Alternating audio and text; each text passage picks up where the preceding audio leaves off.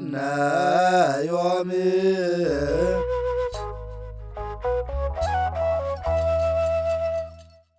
ጥቅምት 5 ቀን ታላቁ አባት አቡነ ገብረ መንፈስ ቅዱስ የዕረፍታቸው መታሰቢያ ነው።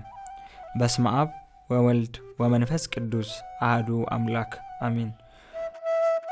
ጻድቁ የተወለዱት ግብጽ ኒሳ አካባቢ ሲሆን አባታቸው ስምዖን እናታቸው አቅሌሳ ይባላሉ።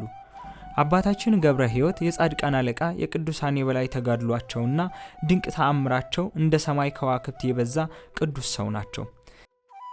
የጻድቁን ክብር መናገር የሚችል ምን አይነት አንደበት ይኖራል? እንደምንስ ባለ ብራና ይጻፋል?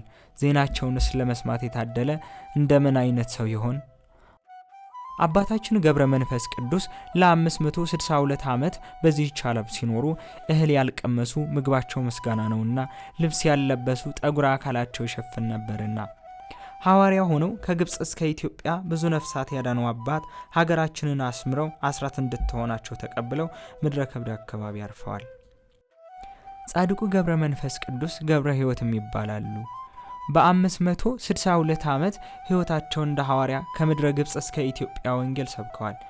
በዚህም በሚሊዮን አላፍ ለሚቆጠሩ ነፍሳት የደህነት ምክንያት ሆኗል። ጻድቁ እንደ ሰማዕታትም ከከሃዲ ሰዎች ብዙ መከራን ተቀብለዋል።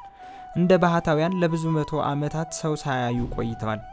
ለየት የሚለው ግን ጻድቁ ሕይወታቸው ነው። ከእልፍ አላፋት አጋንንት ጋር ተዋግተው ድል ማድረግ ችለዋል። የኒሳው ኮከብ ገብረ መንፈስ ቅዱስ ለኢትዮጵያ ልዩ ፍቅር አላቸው። ስለ ሀገሪቱና ሕዝቧ ፍቅር ሲሉ ለ100 ዓመታት በደብረ ዝቋላ መከራን ተቀብለዋል። ምህረትን ሲለምኑ ስጋቸው አልቆ በአጥንታቸው ቆመው ነበርና ሀገራችንን አስራት ሆና ተሰጥታቸዋለች። ስለዚህም ነው በሀገሪቱ ውስጥ ከ2000 በላይ የጻድቁ አቡነ ገብረ መንፈስ ቅዱስ ገዳማትና አድባራት ዛሬም ድረስ ያሉት።